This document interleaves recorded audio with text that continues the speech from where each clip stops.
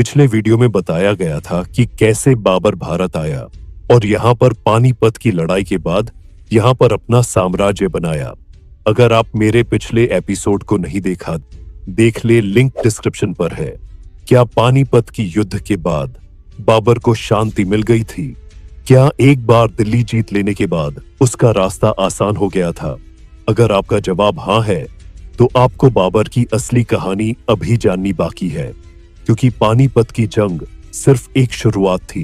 इसके बाद बाबर को कई और मुश्किल जंगों का सामना करना पड़ा और इन जंगों ने ही यह तय किया कि मुगल साम्राज्य टिकेगा या बह जाएगा। 1526 में पानीपत जीतने के बाद बाबर ने दिल्ली और आगरा पर अधिकार तो कर लिया, लेकिन असली चुनौती अब शुरू हुई थी। एक बिखरे हुए देश को एकजुट करना। उत्तर भारत में राजपूतों की ताकत बहुत मजबूत थी और खासकर राणा सांगा जैसे योद्धा किसी भी बाहरी शासक को स्वीकार करने को तैयार नहीं थे। बाबर को यह अच्छी तरह समझ में आ गया था कि अगर उसने अपनी सत्ता को बनाए रखना है तो उसे राणा सांगा जैसी ताकतों से टकराना ही पड़ेगा। राणा सांगा, मेवाड़ के शक्तिशाली शासक, ने शुरुआत में बाबर को भारत आने के लिए दावत दिया था। उस समय दिल्ली की सत्ता कमजोर थी और इब्राहिम लोदी के खिलाफ कई हिंदू और अफगान शासक नाखुश थे। राणा सांगा ने बाबर को एक औजार की तरह इस्तेमाल करने की सोच बनाई, यह मानकर कि वह इब्राहिम लोदी को हराकर वापस अफगानिस्तान लौट जाएगा। लेकिन पानीपत की जीत के बाद बाबर ने खुद को भारत का सम्राट घोषित कर दिया और किसी से सत्ता साझा करने का कोई इरादा नहीं दिखाया। यही बात राणा सांगा को पसंद नहीं आया। यहीं से दोनों के बीच टकराव की नींव पड़ी। राणा सांगा ने बाबर को भारत से बाहर निकालने के लिए एक विशाल गठबंधन खड़ा किया। इस गठबंधन में राजपूतों के अलावा कुछ अफगान भी शामिल थे, जो बाबर के बढ़ते प्रभाव से परेशान थे। 1527 ईस्वी में खानावा के मैदान में बाबर और राणा सांगा की सेनाएं आमने सामने आईं, लेकिन इस मैदान में जीत बाबर को मिली। इस जीत के बाद बाबर ने अपने विरोधियों को एक एक करके कुचलना शुरू किया।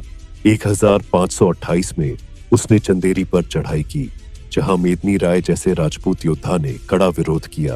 पहले तो बाबर ने राजा मेदिनी राय को आत्मसमर्पण करने को कहा, लेकिन उसने इनकार किया और युद्ध का ऐलान किया। इसके बाद 10 जनवरी 1528 ईस्वी की सुबह चंदेरी के किले पर हमला किया।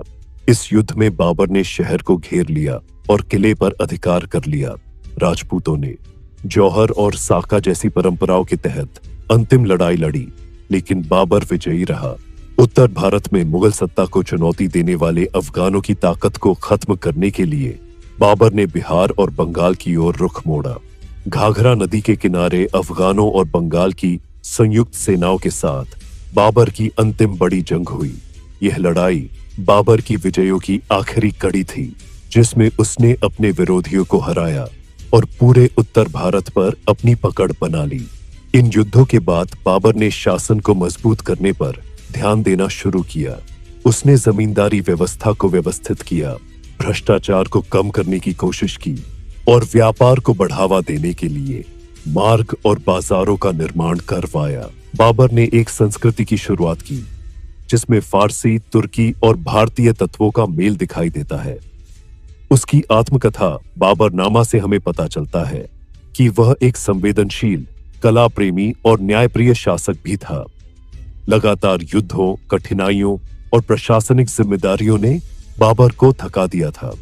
26 दिसंबर 1530 एक ऐसा दिन था जब आगरा में बाबर की मृत्यु हो गई, लेकिन जाते जाते वह एक ऐसा साम्राज्य खड़ा कर गया जिसे उसके बेटे और पोते और भी ऊंचाइयों तक ले गए।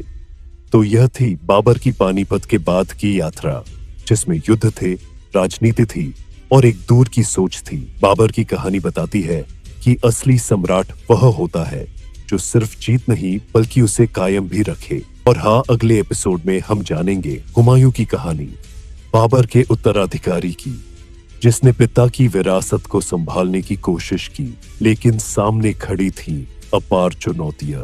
वीडियो अच्छा लगा हो तो लाइक जरूर करें।